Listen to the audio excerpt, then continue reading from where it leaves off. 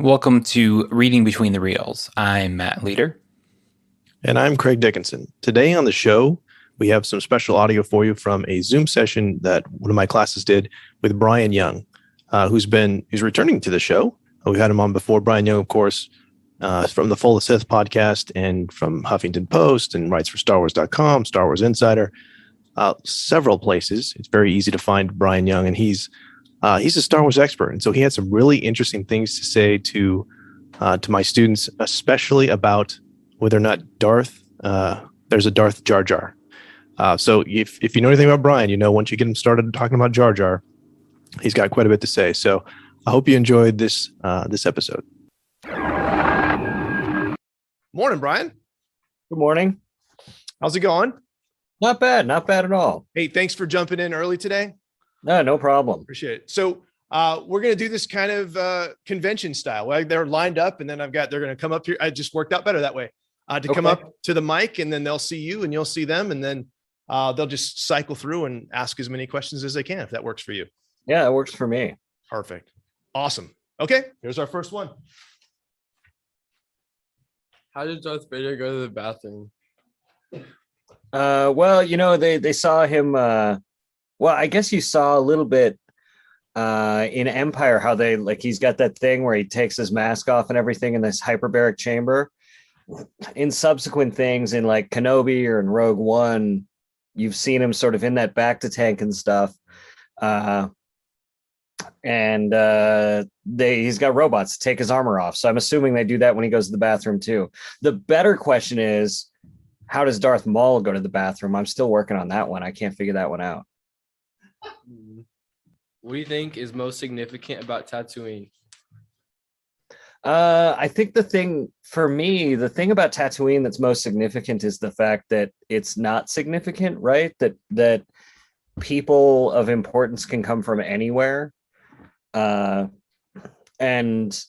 Tatooine, if there's a bright center to the universe, that's the planet that's farthest from. So really anybody can make a difference from anywhere. And I think that's what makes Tatooine important, is that it's that stand-in for literally anywhere.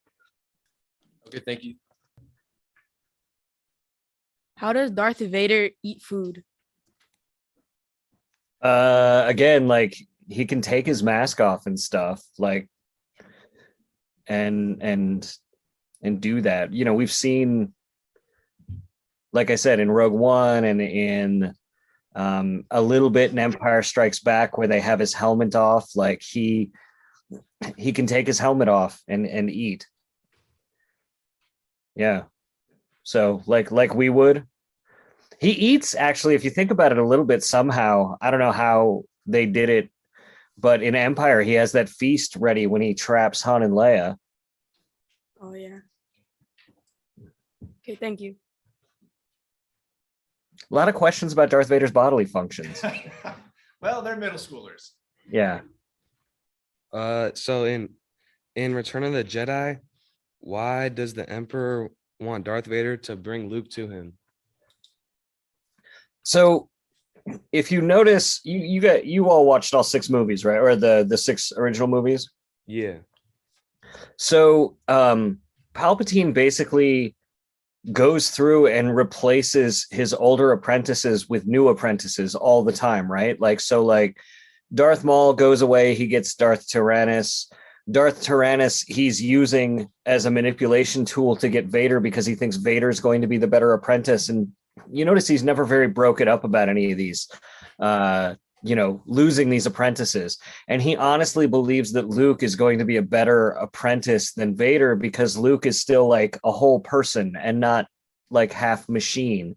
So he wants Vader to bring Luke to him so he can turn him to the dark side and make him his new apprentice and replace Vader. Oh, that's interesting. Yeah. Thank you. No problem. So in Return of the Jedi, why does Luke surrender to the Imperials? Luke surrenders to the Imperials because he knows that they'll bring him to Vader and he has to confront Vader. Yoda tells him that right before his death, is that in order for him to completely be a Jedi, he has to confront Vader, and surrendering to the Imperials is the easiest way to get to Vader. And you'll notice in that scene where the Imperial officer hands Luke's lightsaber over to Vader on the gantry to the AT-AT. He says that like you could get the impression that Luke actually mind tricked him into taking him to Vader and that there's no one else on the planet, but the officer's like, no, there clearly must be someone else on Endor. But yeah, that was really Luke trying to save the mission on Endor and save his friends. Because he tells that to Leia. He says, I'm endangering the group and our mission earlier. And then when he tells Leia on Endor just before he leaves, like the longer he stays there, the more danger he puts them in. So he surrenders because that's what he's got to do. Okay, thank you. Why is Padme continuously in danger? She likes to be in danger. No, I don't know. Padme is the sort of woman of action who really is underestimated. I think that's one of the most interesting things about her character, especially in Phantom Menace. They underestimate her and think that she's just going to roll over and sign all of those treaties, and she doesn't. She goes back to save her people. In Attack of the Clones, she continually puts herself in those positions because she's someone who wants to do something. She wants to take direct action. For as much of a politician as she is, direct action is something that's really important to her. And so she's always in danger because she's always putting herself there because she's not waiting for someone else to take care of things. She's going to do it herself. Okay, thank you. I really love Padme. Why does Princess Leia's accent change?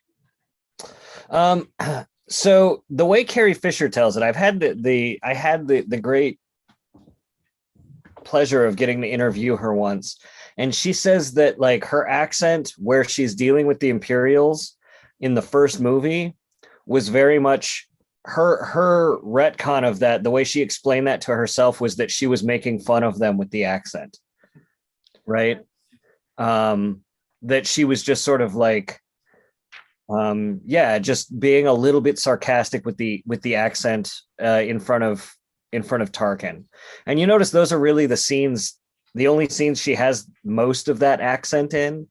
So it was just her being a brat, is what she said.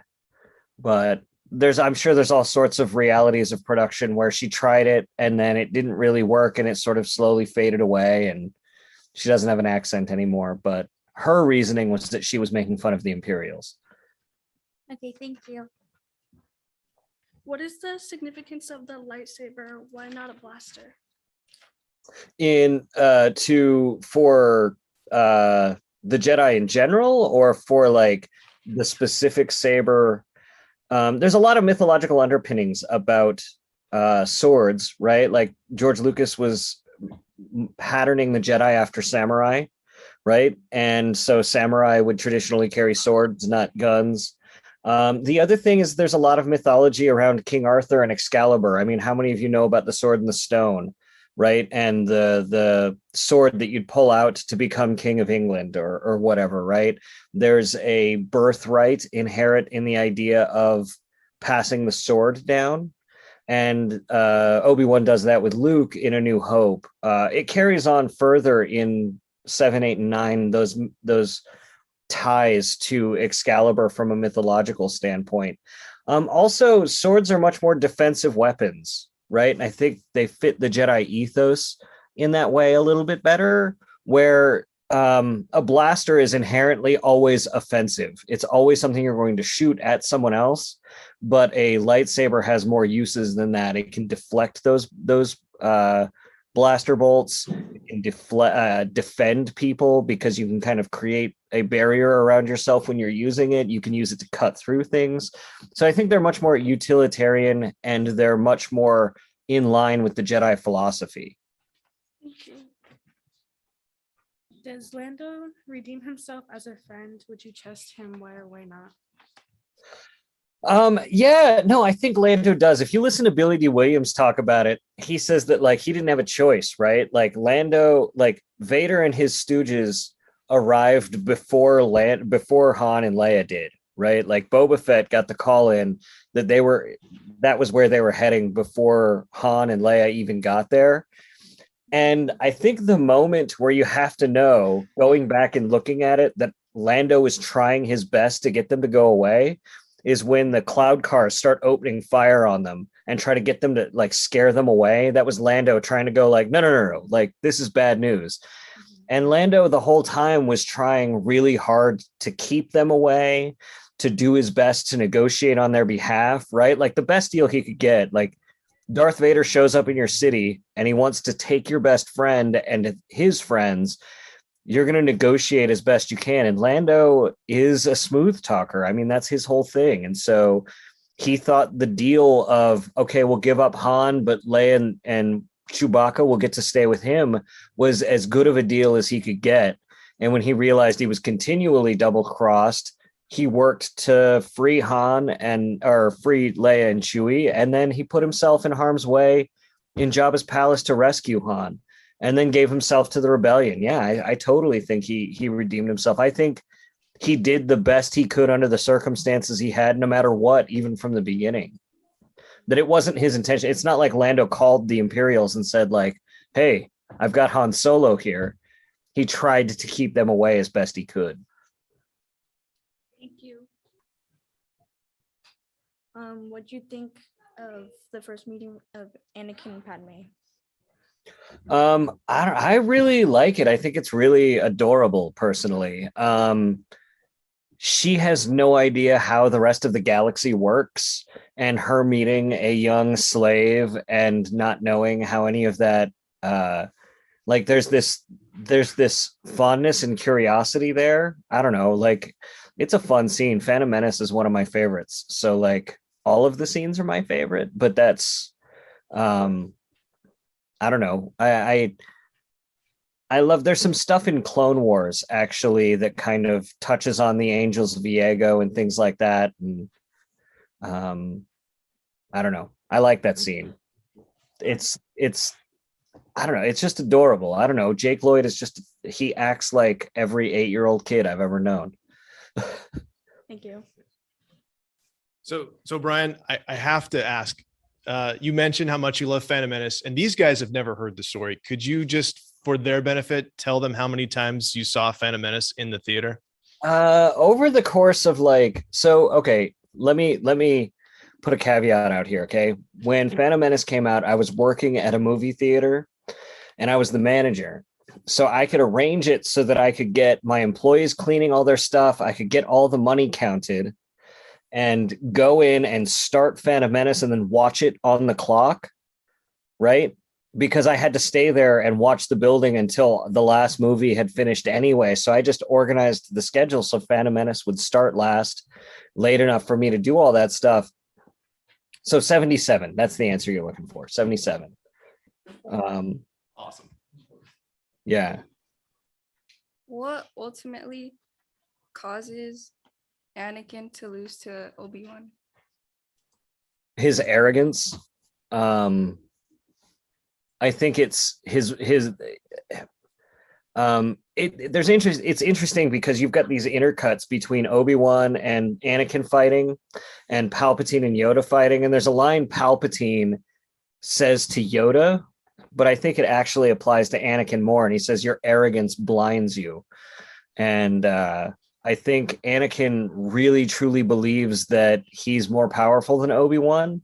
If you go back to Attack of the Clones, there's two moments that sort of inform that. One, there's that moment in Padme's apartment where Anakin and Padme are talking about how, how he's really ahead of Obi-Wan, or that he feels like Obi-Wan is holding him back. And then there's another line where Obi-Wan and Yoda and Mace Windu are talking, and they're talking about how some of the Jedi have become arrogant. And Yoda tries to warn Obi-Wan and says, maybe we're all sort of arrogant here, but Obi-Wan is really concerned about Anakin. And it's Anakin's arrogance that he thinks he's bigger and better and more powerful than he really is, which is something that's pretty common with young people generally. So I think that's how Obi-Wan is able to do it, because Obi-Wan really is the master. Obi-Wan studied longer. Obi-Wan has taught him everything he knows. If you notice in that fight in Revenge of the Sith, they're practically mirrors of each other as they're fighting. And yeah, no, it's very much unless you're talking about A New Hope, and or no, I mean that's Anakin gets defeated by Obi-Wan there. So yeah, I think it's just Anakin's arrogance. Thank you. So why do you think that before Anakin won the Jedi Council, why do you think they couldn't find out who Darth Sidious was? The dark side clouds everything. Well, here's the thing, like they didn't want to believe it, right? It's something like you see this in politics all the time where people don't want to believe the truth in front of them because it's more convenient not to, right? In Attack of the Clones, Darth Tyrannus, Count Dooku tells Obi-Wan straight up, like, Darth Sidious is in control of both sides of or he's in control. He was pulling the strings for the Trade Federation. There's a Sith Lord in the Senate. And Obi-Wan and Yoda said, like, in that last scene, they're like, it doesn't feel right.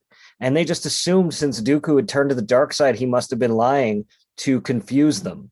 And because the presence of the dark side being so strong and near them clouded their vision and their judgment, they didn't think it was possible until Anakin came and reported it. And we saw how well that turned out. Thank you. What causes Vader to break away from the dark side, and control the Emperor? I think the start of it is him realizing that his kids were alive. His whole journey to the dark side was like anguish and anger and loss. And when he started realizing that he hadn't lost everything that he thought he had, that maybe his kid was still alive, that sort of starts bringing him back. If you notice, like, his character changes in really interesting ways in A New Hope, Empire, and Jedi. In A New Hope, he's like very much a bloodthirsty killer, and he's very single-minded. In Empire, he's much more out of control, like he's acting out, maybe tantrums even, right? Because he's killing Imperial officers. He's really just out of control. And in Return of the Jedi, he's much more somber and subdued. The Vader of A New Hope or Empire couldn't have had that conversation with Luke about who Anakin Skywalker was. They couldn't have done that without fighting because he started down that path. So I really think it was the love of Padme. It was the reminder of his family, the reminder of the things that he'd given up to be on the dark side that started him down that path back toward the light. There's some really interesting comics too. If you want to check out the comics, there's some Darth Vader comics where that explain when he discovers that Luke Skywalker is like his kid, and then how he sends Dr. Aphra, who's a really great character, down to investigate, down to Naboo to like even just like interrogate the Undertaker to find out how this could have been possible. The Undertaker who took care of Padme in her death and things like that. So there's some really great comics that sort of explore those ins and outs and those moments through there that you could totally check out. But yeah, I think it's his family brought him back. Good. Thank you. Why doesn't Han believe in the Force? Well, Han believes in himself, really. It's hard to believe in Han had a really hard, scrappy life, and the only thing he could rely on was himself. And no one really taught him about the Force, and he grew up in an era where, I mean, he was about 10 when Order 66 happened, and he was already sort of an orphan on the streets where he would have no access to teachings about the Force or anything. So he wouldn't be exposed to it from a religious or a cultural standpoint. And he grew up learning to believe only in himself, which is what makes it so much more fascinating when you get to episode 7 and he's the one who's teaching Rey about the Force. It's really fascinating to see him make that character change from the complete disbeliever to, the person who's passing on the information to the next generation. But it's really hard to deny the Force when your best friend is very clearly using it, right? Like in Return of the Jedi, Han pretty clearly watches Luke raise 3PO up over his head and, you know, murder all of Jabba's henchmen and blow up Jabba's sail barge, and really, you know, you can only witness so much and not believe it still. Okay, thank you. Is there a specific place where you get your lightsaber in Star Wars? Yeah, so actually there's some really great episodes of the Clone Wars that deal with this. There's this thing that Padawans go through called the Gathering. And that's where they, it's before they've been chosen as Padawans. It's while they're still younglings, like the ones that Anakin murdered. And basically, like Master Yoda and maybe some other Jedi take them on this very old spaceship to a planet called Ilum. And there they kind of go on a sort of a quest through the Force, through the caves of Ilum, to find a kyber crystal that really speaks to them. And then when they get the kyber crystal, they come back to the ship, and there's a droid there named Hu Yang. And Hu Yang has been with the Jedi for something like 900 years. And in Clone Wars, he's actually voiced by David Tennant, who played the 10th Doctor in Doctor Who. He won an Emmy for that performance, actually. But Hu Yang has, in his memory banks, all of the different designs that every Jedi has ever made for their lightsabers over those centuries, and guides the Padawans into using the Force to build their lightsabers based on what the dictates of their emotions and their feelings, and what their destiny sort of guides them to. And that's kind of how Jedi do that. Sith don't really get that chance. Sith, in order to get those red lightsaber crystals, they have to steal those from Jedi or from other people, or get their kyber crystals in some other way. The color of your crystal is very in tune with your relationship with the Force and the crystal itself. And so Jedi and the kyber crystal have their own relationship. That's why Sith blades are always red, because they have to bend the crystal to their will against the crystal's will. And so they call it bleeding the crystal. And so it's sort of like they're hurting the crystal and creating that red blade. So I realize I go way deeper into these than you're probably interested. That's perfect. Yeah. Thank you. Why is that Emperor obsessed with Luke taking Darth Vader's place? I mean, it's like somebody obsessed with any shiny new toy, right? Like, why does no one like playing a PlayStation when they can play a PlayStation 5, right? They want the new model. And I think Palpatine feels very stuck with Vader, although he went through the grand plan with Vader. Vader losing most of his limbs and needing to be rebuilt for Palpatine really wasn't ideal for Palpatine. But the other thing for Darth Sidious, I guess, is that Sith, like, Palpatine's obsessed with learning how to live forever. And the thing that kills the Sith, if you go back and listen to his speech about Darth Plagueis the Wise, it's always the apprentice that kills the master. So if Palpatine keeps killing his apprentices and getting new ones, none of those apprentices are going to be able to be powerful enough to destroy him, because he doesn't let them live long enough to develop the power they would need to destroy him. Thank you. What are your thoughts on the Star Wars holiday special? Many. It's terrible, but it's fun. It's a really interesting artifact of the time. You can watch the cartoon that they had on the Star Wars holiday special, like on Disney Plus, like they've put that on there now. Which was actually the first appearance of Boba Fett on screen. It's bad. It's not good. The Lego holiday special is really fun though, but it references that. I don't know. You got to watch it once.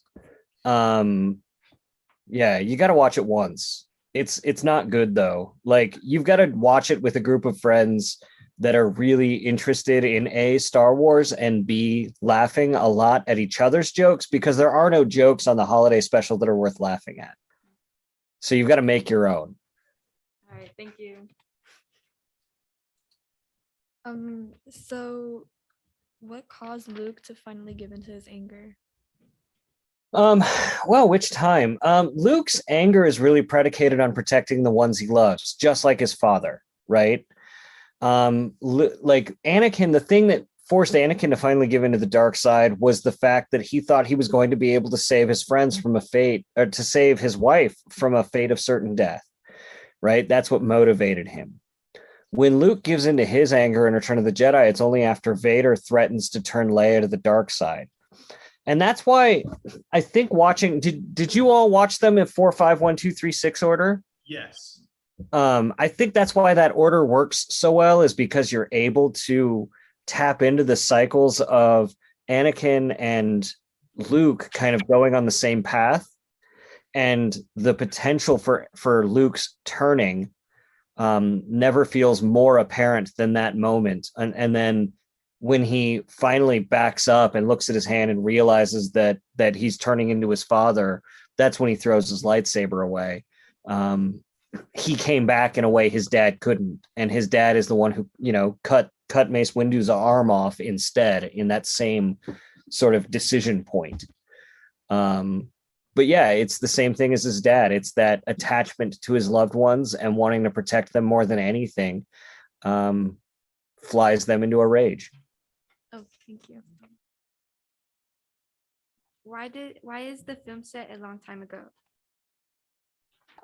So George Lucas talked about how the reason he opened the films a long time ago in a galaxy far, far away was because he wanted people to feel like these were a fairy tale. And that was his science fiction version of Once Upon a Time in a land far away. You know what I mean? Like the way you would start a fairy tale is very much the way he wanted to start Star Wars. So that was the reasoning behind that. Thank you. It's also sort of on that last note really fast. It's important to note that Star Wars is not actually a science fiction. It's a fantasy, right? Star Wars meets all the beats of fantasy stories, not science fiction. So starting it out like a fairy tale really helps reinforce that idea that it's a fantasy, not a sci-fi. Why is Mace Windu's lightsaber purple? Because Samuel L. Jackson asked for that. So there's two answers. There's the answer that Samuel L. Jackson really loves the color purple and asked George Lucas, and George Lucas agreed to it. And then in the universe, everybody tried to figure out, like, well, how do we do that? Why do we do that? And why would a lightsaber be a different color? Especially a lightsaber, when you sort of blend red and blue, you get more purple.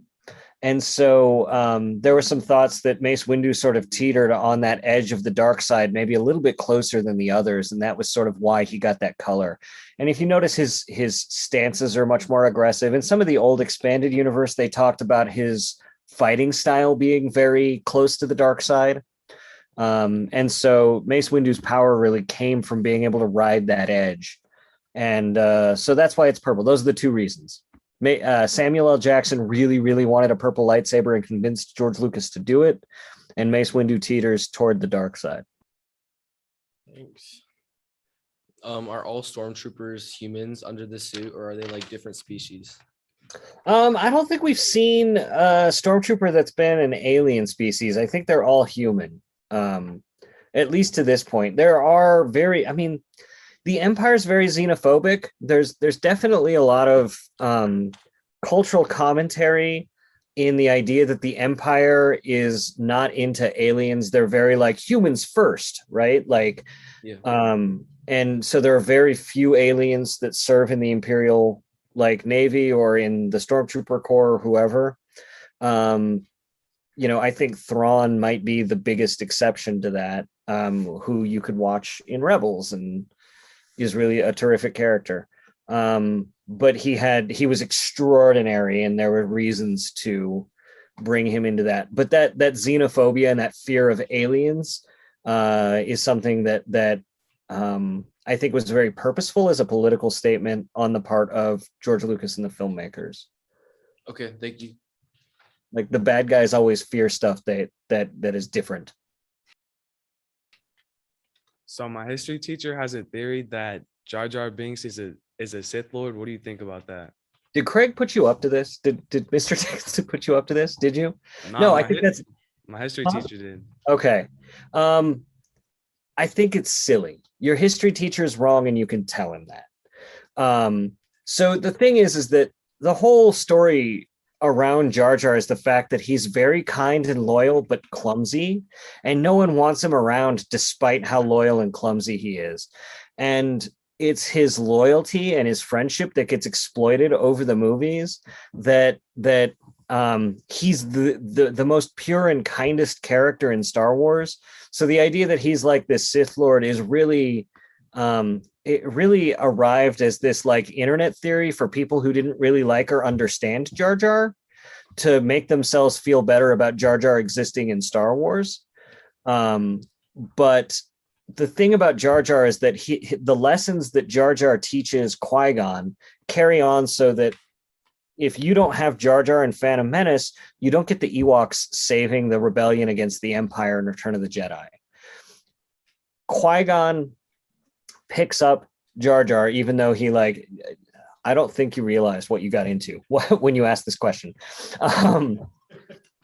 Your teacher did. But the thing about when Qui-Gon finds Jar Jar, no one wants Jar Jar. Jar Jar has been banished because he was clumsy. No one wants him around because he's obnoxious, and no one sees any inherent worth in him. And there's this motif in fairy tales and mythology where if you're nice to someone that you don't have to be nice to, they're going to give you the power that you need to win at the end of the day. Because that's all these fairy tales and myths are supposed to teach us, is to be nice to people even when there's no gain for it. And Qui-Gon's the only person who sees this in Phantom Menace. He's the only person who sees any inherent worth in Jar Jar just for being a person and saving his life. So he takes Jar Jar along. ObiWan is not happy about this.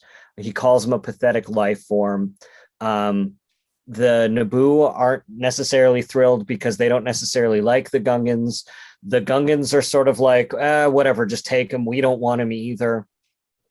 But it's Qui-Gon bringing him along and seeing that worth in him despite that stuff, despite him being annoying, is what brings the Naboo and the Gungans together to defeat the Trade Federation. Now, Qui-Gon dies, and Palpatine is looking around trying to figure out how his grand plan went wrong, and he realized it was the befriending the people that you underestimated. So he's the one who manipulates Jar Jar into giving him control of the Grand Army of the Republic. Now, Yoda, fast forward to Yoda, he feels like a failure. He wants to know where the Jedi went wrong. He goes to exile on Dagobah after Order 66 and everything. And who is it that's talking to him this whole time, teaching him where he went wrong? It's Qui-Gon. So is it any surprise, who is it that Yoda's acting like when Luke shows up on Dagobah? He's acting like Jar Jar. He's annoying, he's obnoxious, and he's trying to make himself appear as though he has nothing to offer Luke. And Luke fails this test. Luke gets angry. Luke yells at Yoda for being essentially useless. And Yoda finds danger in this because this is the thing that the Jedi failed at. So Luke finally is able to learn this lesson in Return of the Jedi, when they get captured by Ewoks. And Han, let's be honest, Han could have blasted all of those Ewoks, no problem. But Luke stays his hand and says, no, let's see how this plays out. There's nothing that could have stopped the Ewoks, or stopped that group of commandos, Han, and a full-blown Jedi Master from annihilating all of them. But that's not really the Jedi way. So because Luke learned this lesson from Yoda, from Qui-Gon, from Jar Jar, they're able to unite with the Ewoks, and that's the secret weapon that they use to defeat the Empire. And so really the moral of the story from Jar Jar to the Ewoks is that you need to be kind to what other people might see are lower life forms, because you never know when they're going to be able to save the day. and there's no reason to be mean to them. So no, Jar Jar is not a Sith Lord. He teaches compassion through the entire saga. All right, thank you. So, Brian, I want to respect your time. Do you have time for just a couple more questions? Yeah, we got time for a couple more. Okay. I'm the one going long. You talk to me about Jar Jar. It's like putting a quarter in, like. In the Phantom Menace, why is the movie called The Phantom Menace? So the Phantom Menace is really, it's Palpatine, right? Like it's this idea that like, someone is behind the scenes pulling the strings as a villain, and they just don't know who it is. So that's sort of thematically why it's called that. The other reason it's called that is because it's just a cool sounding title that fits with those 1930s Buck Rogers, Flash Gordon serials that George Lucas was such a fan of. All of them kind of fit that pattern of those 30 serials titles. But the Phantom Menace is really about Palpatine being that phantom, that ghost in the shadows, pulling the strings and putting evil out there with menace. Okay, thank you. How come Obi-Wan changes his first name to Ben, but he doesn't change his last name? I think that's a good question. I don't think it matters on Tatooine what his last name is, and Obi-Wan reminds him too much of the Jedi, maybe. Kenobi seems to be his family name, and Obi-Wan seems to be his Jedi name. There's a lot of Jedi you'll see with that double name with the hyphen, like Qui-Gon, his master. And so that could be very well why. Yeah, it's that's something you'd have to ask George Lucas, and he'd probably go, it doesn't matter. Thank you. I just want to say thank you again, Brian, so much for joining us today. I think we all had a pretty great time listening to you and getting a chance to talk Star Wars. Oh yeah, thank you. Anytime. Well, next year at least. Yes, definitely. But I hope everybody enjoyed the movies and listened to me ramble. Perfect. Thank you. Yeah, have a great day, my friend. Thank you. You too. So as we close, we just want to say thank you so much for listening. If you would like to connect with us, you can find us on Twitter and Facebook, email us at readingbetweenreels@gmail.com, or use the SpeakPipe app on our website. And if you enjoyed the show, please leave a review on your favorite podcast catcher. We'd love to hear your feedback. It really helps us get the word out about the podcast. And if you haven't yet, please join our Facebook group. It's a safe place to share your thoughts and discuss all things related to movies.